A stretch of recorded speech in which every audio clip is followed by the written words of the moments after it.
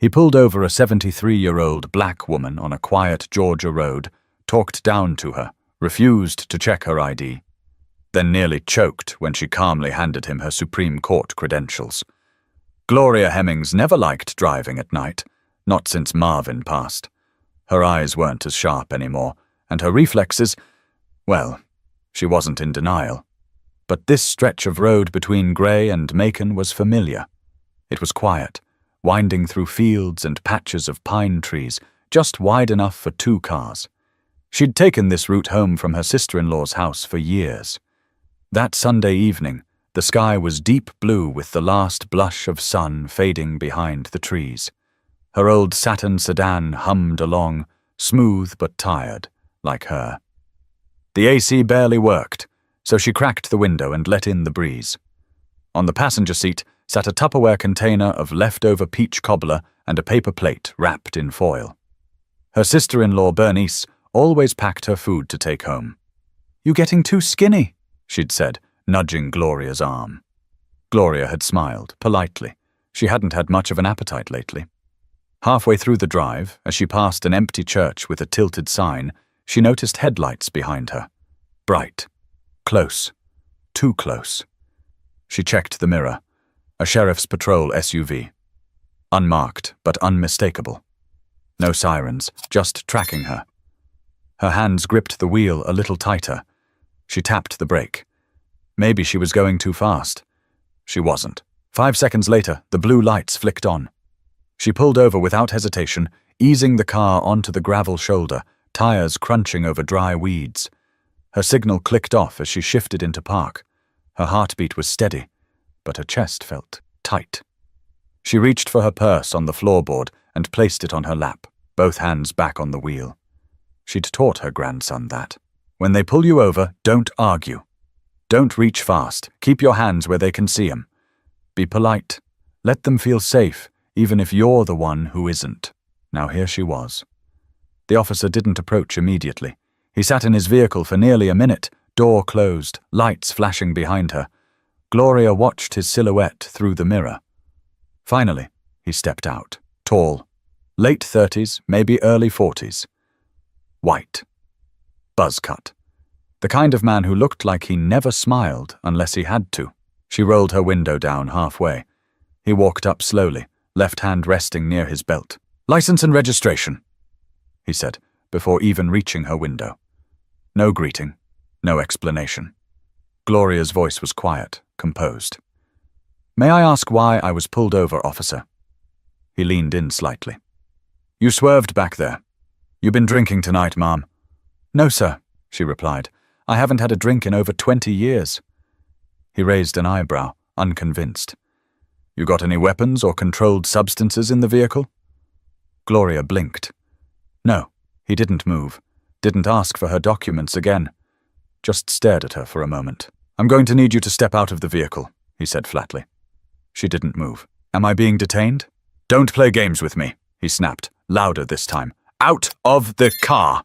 She took a slow breath. "Officer, I have identification. I'd like to show it to you." He scoffed. "Later. Now step out." Her hand inched toward her purse. "Ma'am, don't reach." His hand went to his holster. She froze. "I'm not reaching for anything. My ID is inside my purse. May I show it to you?" There was a pause. His chest rose and fell. "Keep your hands on the wheel," he barked. "You fit a description." She didn't ask what description. She'd heard that line before. Too many times. Gloria kept her eyes forward, hands still, lips pressed into a line. The wind picked up slightly, brushing a few strands of silver hair across her cheek. She didn't move them. Behind her, traffic was non-existent. Not a single car had passed since the lights went on, but this wasn't over yet. Not even close. Officer Brandon Kessler circled slowly around the car. He walked like a man looking for a reason to escalate, shoulders back, thumb resting too close to his holster, face unreadable except for that little knot between his brows. Gloria Hemmings watched him through the side mirror. She didn't flinch, didn't move a muscle. He stopped by the driver's side again. This time, he bent down and squinted through the half-open window. "You from around here?" he asked. "Yes," she answered. Born and raised in Georgia. You got an address that matches this vehicle? Yes, sir. I have the registration right here in the glove compartment, if you'd like me to— Not yet. He cut her off, standing upright. She could hear gravel crunching as he shifted his weight. He peered through the rear window, eyes scanning the back seat. Her quilted handbag, her cane resting across the floor mat, and 2 books of crossword puzzles sat neatly beside a folded cardigan. He asked again, Where are you coming from tonight? My sister-in-law's house in Grey. He cocked his head like he didn't believe her. Late for a Sunday visit, don't you think? She had dinner waiting for me, Gloria said softly. We hadn't seen each other in a while. He folded his arms. You sure you weren't somewhere else before that? I'm sure. Because you were swerving. You crossed the white line back there. Gloria didn't argue. She knew he wasn't interested in the truth, only a story he could control. Her eyes stayed forward. Pop the trunk, he ordered. She blinked. Excuse me? I said pop the trunk. Officer, is there probable cause for a search? His jaw twitched. That word, probable, landed differently. Something in his posture shifted. Not enough to retreat, just enough to raise suspicion. Suspicion that she knew what she was talking about. He didn't answer her question. Instead, he turned and began walking back toward his vehicle. Gloria exhaled, slow and steady. Her fingers flexed lightly around the wheel. She'd handled more pressure in one day on the bench than most folks could imagine. But this was different. She looked to the right. Still no cars. Just woods, shadows, and a long stretch of silence. Kessler returned, now holding a small flashlight. He shone it directly into her face. She winced and turned her head slightly. Don't move, he said. Just checking your eyes. I told you I haven't been drinking. He stepped back, slowly circling again. She could hear his boots scuffing against gravel. He was stalling, waiting for her to slip up, to twitch, to say the wrong thing. Then he spoke again. You travel with anybody? No. You ever been arrested, Mrs. Hemmings? No. You sure about that? Her lips tightened. I'm sure. There was something smug in his silence, like he thought he was unraveling a lie. But Gloria didn't move, didn't take the bait. He tapped the flashlight against the window edge. Tell you what, if you just give me permission to look inside, this whole thing could be quick. I don't consent to a search without cause, she said calmly. Kessler stared at her for a long moment. Then he laughed under his breath, dry and sharp. Well, well, somebody's been watching those legal shows. Gloria didn't blink. He leaned closer. You hiding something in there, ma'am? No. You always this difficult? She kept her voice even. I'm following the law. Kessler straightened up, jaw clenched, clearly annoyed. You know, most folks just cooperate. Makes things easier. Easier for who? She asked quietly. He didn't answer. He just stood there, exhaling loudly, fingers tapping the side of her door. The radio on his shoulder crackled. He ignored it. Then, without warning, he tried the door handle. It was locked. She didn't react. His expression turned. You locking me out now? I didn't unlock it in the first place. He stepped back, blinking like he was recalibrating the situation. The script he'd planned wasn't working. But Gloria hadn't said her last word. Not even close. Kessler turned and marched back to his cruiser. Gloria watched his silhouette through the rearview mirror. His movements were faster now, less composed. He was frustrated, maybe even rattled.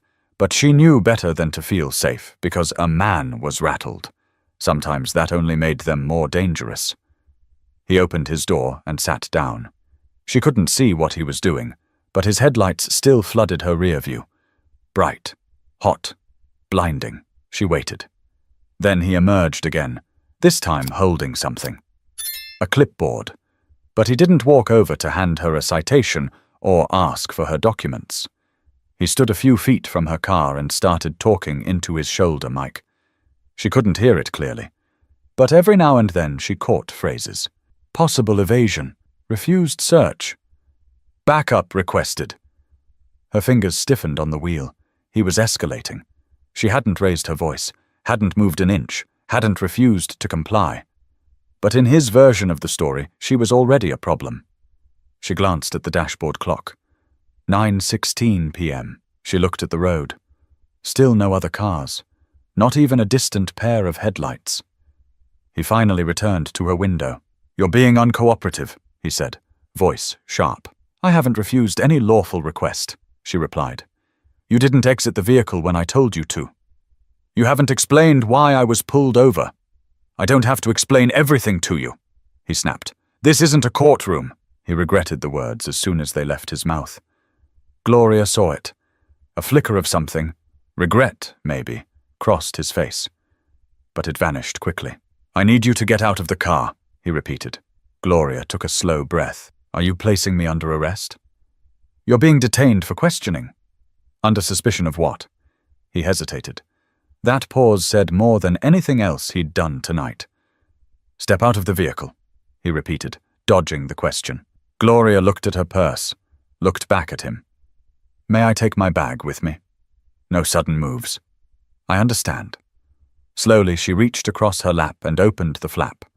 She removed her ID case and tucked it into her coat pocket, then placed the bag back on the passenger seat. Her hand never left his view. She pushed open the door and stepped out. The air felt thicker now. Kessler motioned toward the front of her car. "Stand right there. Face the hood." She walked slowly, her cane forgotten inside the car. She didn't need it, but tonight it might have helped. Her knees were sore, but she kept her back straight. As she stood, hands folded gently in front of her, he circled her like a schoolboy trying to catch a lie in his teacher's voice. She didn't flinch, didn't speak. He walked to the driver's side and peered in through the open door. Then he opened the glove compartment without asking. Gloria turned her head sharply. "That's an illegal search," she said calmly. "I have cause." "No, officer, you don't." He looked at her, and for the first time since the stop began, his face betrayed something real. Doubt. Not fear. Not guilt. Just the quiet realization that this wasn't going the way he'd hoped. He shut the glove box and walked back over to her. "You got a problem with how I'm handling this?" She met his gaze. "Yes?" He raised an eyebrow. "Care to elaborate?" "No," she said. "But I think you'll understand soon." Something in her tone unsettled him. Not arrogance. Not defiance. Just certainty. He stepped closer, lowering his voice. "Who exactly are you?" Gloria pulled the ID case from her coat pocket and handed it to him without a word. Kessler took it with one hand, looked down, then looked again. His face lost its shape. He stared at the government badge, at the name engraved below it. Gloria M. Hemmings, Associate Justice, Supreme Court of the United States. His lips parted. No sound came out. But silence said everything. For a long moment, Officer Kessler just stood there, frozen, shoulders tense, ID still open in his palm. His eyes darted between the badge and Gloria's face, like he needed to confirm the truth twice. You're on the Supreme Court?" he finally asked, voice thinner than before. "I am," Gloria replied. Her voice wasn't smug. It wasn't angry. It didn't rise or fall for drama. It was calm, steady, and absolute, like the gavel she'd carried for decades. She didn't blink. Kessler cleared his throat and took half a step back. He was trying to recover, scrambling mentally for something. An apology, a defense, anything that might make this less humiliating. I didn't know who you were," he said quickly, voice now laced with something close to panic.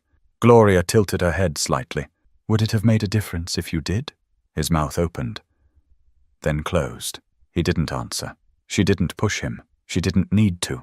Kessler finally handed back the ID with both hands, suddenly aware of the gravity of each small movement. She returned it to her pocket, brushing the edge of her coat straight. I apologize," he muttered, avoiding eye contact. It was just a routine check." "No, it wasn't," Gloria said. Not loud, not cruel, just truth. Kessler exhaled, shifting his weight. His boots scuffed at the gravel again. "Look, I've been working a double, ma'am. Long day. Lots of calls. It's been—" "You've had a long day," she repeated, not as a question. Her expression didn't change. He stopped talking. The night had gone quiet around them. The trees swayed. Insects hummed in the dark somewhere beyond the ditch. And Kessler stood there blinking, unsure of what to do next. "You want to write me a citation?" Gloria asked. "If I truly swerved, you should." He shook his head quickly. No, that's not necessary." "Then I believe we're done here." She turned and took a step toward her car. He stepped forward. "Wait. Please. I didn't mean any harm." She paused and turned back to face him. "That's the problem, officer. You didn't mean anything. But your actions meant something." She didn't raise her voice, but every syllable felt anchored. "I wasn't afraid of you tonight. But someone else might have been. A younger woman. A teenager. My grandson. And that fear can ruin lives, even when you say you didn't mean it." Kessler stood there, throat tight, watching her. "You didn't see a judge. You saw someone you thought couldn't speak for herself. And you were wrong." He didn't respond. She didn't need him to. "I won't report this," she added.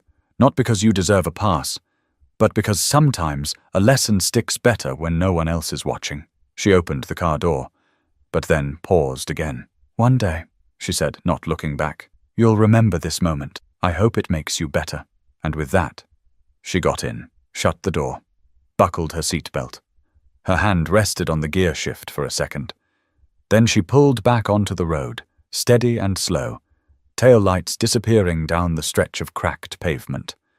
Kessler stood alone, arms limp at his sides. Not a single car had passed in all that time. He turned slowly toward his cruiser and sat down without turning the engine on. He didn't call it in, didn't write a report. He just sat there, windows rolled up, silence thick around him, face washed in blue and red light. And for the first time that night, he wasn't thinking about his shift, or his reputation, or his badge. He was thinking about her words. But the story didn't end with Gloria driving away. Not yet. Gloria Hemmings did not tell anyone what happened that night. Not the next morning over coffee, not when her niece called to ask about the cobbler, not even during her regular check-in with her law clerk on Monday afternoon. She just went about her business, read the paper, took a walk, wrote notes in the margins of a case brief she was reviewing. On the outside, it was just another quiet week in central Georgia, but something lingered. It wasn't fear. Gloria had been a federal judge for 22 years before her Supreme Court appointment. She'd seen enough darkness to know how to keep hers contained. No, what lingered was something else, something older, heavier. Disappointment. Not in him. She expected that. But in the fact that, even now, at her age, with all her credentials and decades of service, this still happened. That it could happen so casually, so quickly, without reason, and that if she were someone else, someone less composed or more fearful, it could have gone another way. That thought sat with her like a stone in her chest. On Wednesday, she received an envelope in the mail. No return address. Just a short handwritten note inside. It said, "I don't know how to make it right, but I heard you. I'm thinking about what you said." That was it. The handwriting was sloppy. The paper was cheap. But she knew who it was from. She folded the note once and placed it in the back of her Bible. Not because she forgave him. Not yet. But because she believed people could change, if they were willing to sit with their shame long enough to learn from it. She never responded. There was no need. Thursday evening, her pastor called and asked if she might be willing to speak at the end of service on Sunday. Just a few words. A story. Something real. She hesitated for a moment, then said yes. That Sunday, Gloria wore her blue church dress and pinned her mother's brooch near the collar.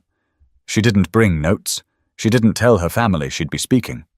She just waited until Reverend Colbert gestured toward the pulpit, and then she walked up, steady and slow, each step deliberate. The congregation was mostly older folks. Retired teachers, farmers, widows, a few young parents trying to keep their kids quiet on the pews. a crowd that knew her, but not all of her. When she reached the mic, she let the silence settle. "I want to share something that happened to me last week," she began. No drama, no anger, just her voice, low and even. "I was driving home late. I was pulled over by a deputy. People shifted in their seats. A few sat up straighter. I wasn't speeding. I wasn't swerving. I was just driving my late husband's old car, wearing this same coat." She paused, then continued. "The officer didn't ask for my ID.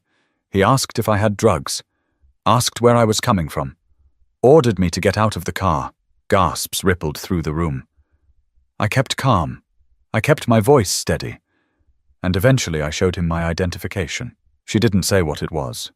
She didn't need to. What mattered most that night," she said, "wasn't that he recognized my title.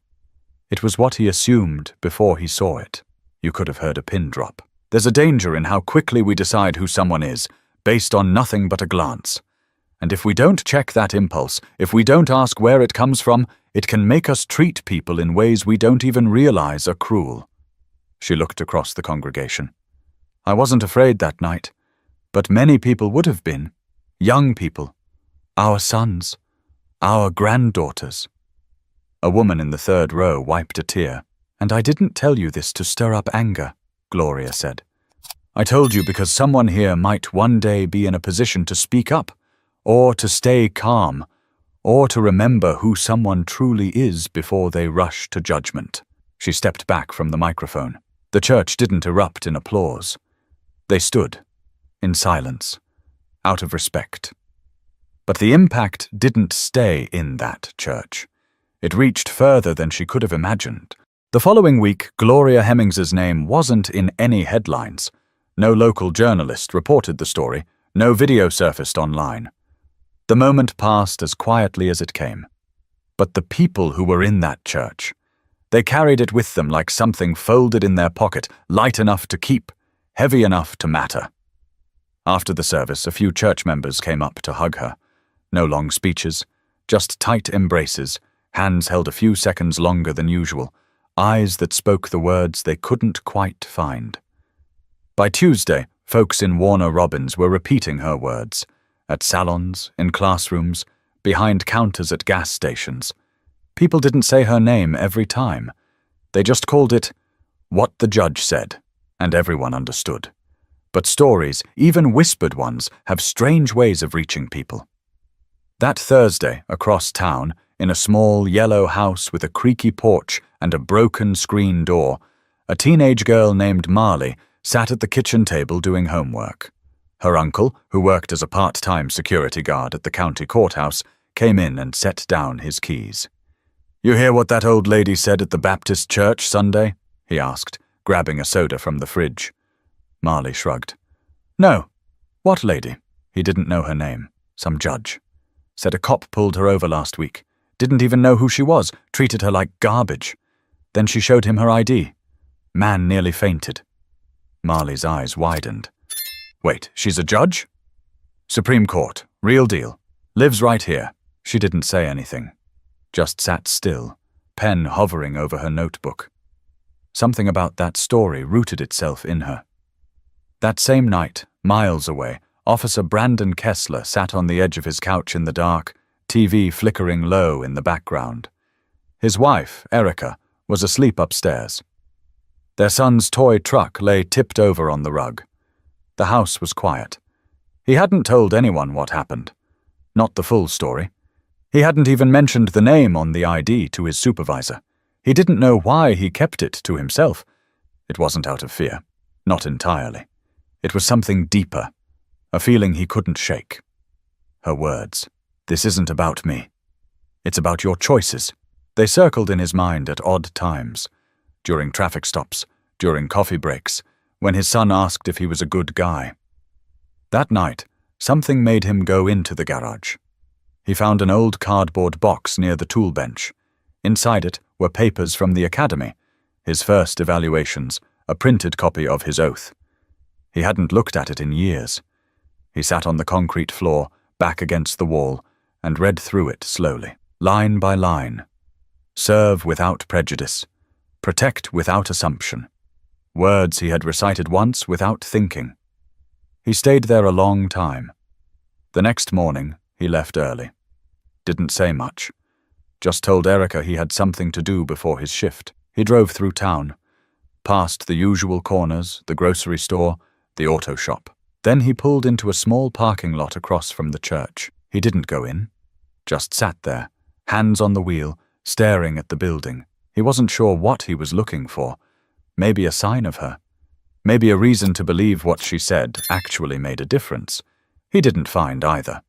But when he looked to his right, a young man was walking down the sidewalk with a backpack and a hoodie, earbuds in.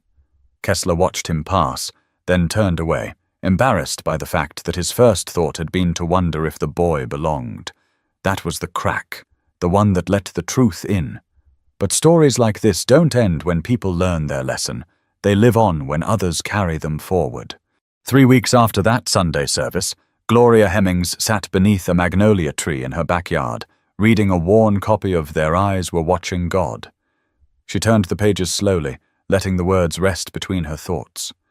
A glass of sweet tea sat on the table beside her, sweating in the Georgia heat. It had been a calm morning, until her landline rang. She almost didn't answer, but the sound tugged her from the page, and something told her to pick up. "Hello? Mrs. Hemmings?" a young voice asked. "I mean, Justice Hemmings." "Yes, this is she." The girl on the other end cleared her throat. She sounded nervous. "I hope it's okay that I'm calling. My name's Marley Jenkins. I go to Northside High. I heard what you said at the church a few weeks ago. My uncle told me." Gloria shifted in her seat. "I see.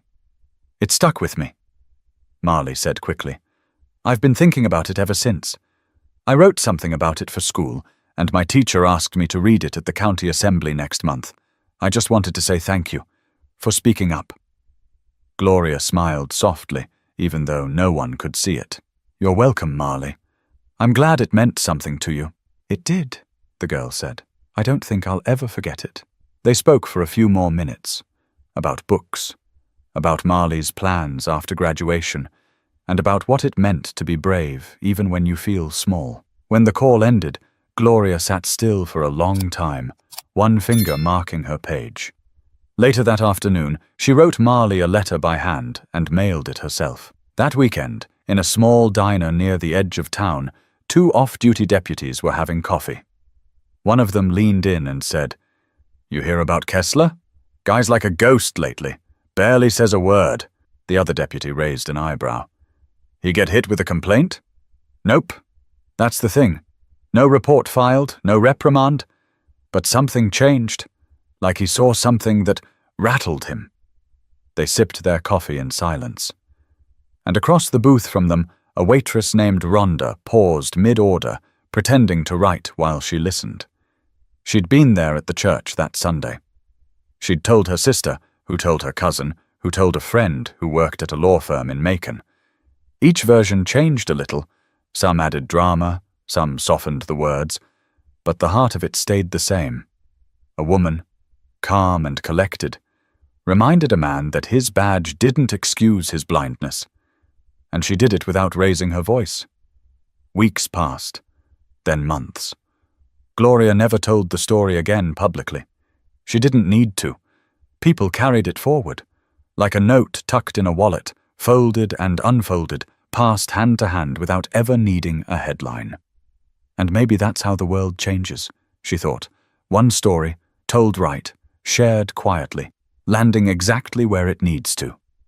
She didn't speak the officer's name. She never would.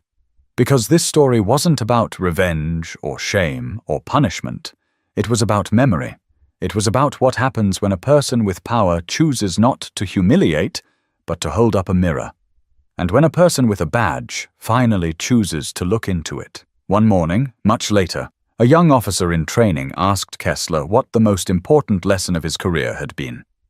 He looked at the floor for a long moment. Then he said, "Listen carefully to the people who speak softly. They're usually the ones worth hearing, because sometimes the loudest wake-up call doesn't come with sirens. It comes from a voice you tried to ignore.